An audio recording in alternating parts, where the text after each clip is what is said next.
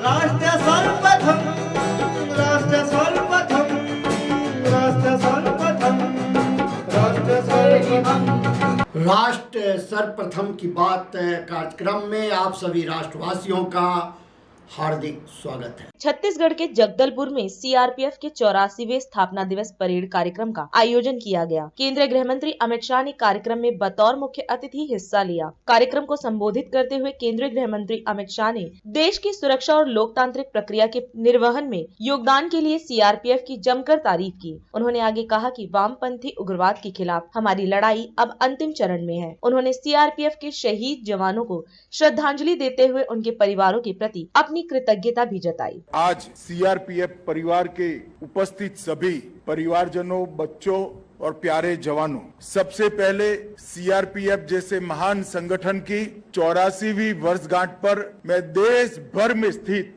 CRPF के हर जवान को, हर अधिकारी को और उनके परिवारजनों को हृदय से बहुत बहुत बधाई और शुभकामनाएं देता हूं। आज मैं जब 84वें स्थापना दिन के दिन बस्तर में यहाँ खड़ा होकर आप लोगों के बीच बोल रहा हूँ, उस वक्त सीआरपीएफ के स्वर्णिम इतिहास को लिखते लिखते 2249 जवान वीर गति को प्राप्त हुए हैं। मैं आज इस मंच से कृतज्ञ राष्ट्र की ओर से सीआरपीएफ के वो सभी 2249 जवानों को हृदय से श्रद्धांजलि देता हूं और उनके परिवारों जनों के साथ हमारी एकता और उनके साथ खड़ी रहने की प्रतिबद्धता को फिर से दोहराता हूं। इसके साथ साथ देश की आंतरिक सुरक्षा को निर्धारित करने हेतु अपनी ड्यूटी करते करते जो शहीद हुए हैं, ये देश भर के 36,000 से भी ज्यादा अलग अलग पुलिस बलों के जवान को भी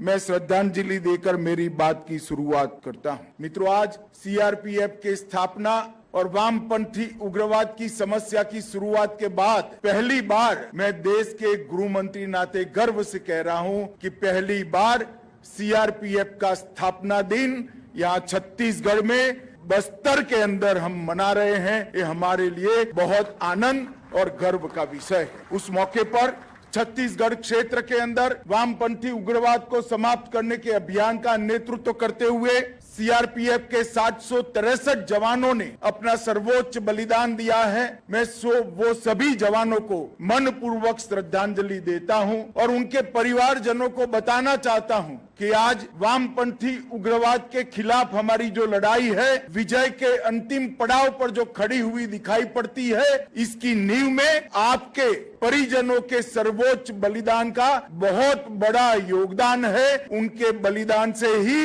ये स्वर्णिम अक्षरों में विजय गाथा लिखी जानी है, इसका पूरे देश को संज्ञान है। मैं हृदय से उन सभी को नमन कर मेरी कृतज्ञता व्यक्त करता हूं। मित्रों, चाहे जम्मू कश्मीर का क्षेत्र हो, चाहे नॉर्थ ईस्ट की अशांति के खिलाफ लड़ना हो, चाहे वामपंथी उग्रवाद के क्षेत्र के अंदर पल पल सजग रहते हुए, वीरता प्रदर्शित करते हुए जवानों ने जान जोखिम में डालकर आदिवासियों तक विकास को पहुंचाना। हर क्षेत्र के अंदर सीआरपीएफ के जवानों ने अप्रतिम शौर्य और बहादुरी का परिचय देश की जनता के सामने और समग्र दुनिया के सामने देने का हमेशा काम किया है। मैं आज इतना सुनिश्चित कह सकता हूं कि देश की आंतरिक सुरक्षा के इतिहास में सीआरपीएफ के इतिहास जो स्वर्णिम अक्षरों में लिखा गया है, वो आप सभी जवानों के साहस, शौर्य और बलिदान की भावना से ही अंकित हुआ है। मैं फिर से एक बार आप सभी को बहुत बहुत बधाई देना चाहता हूं।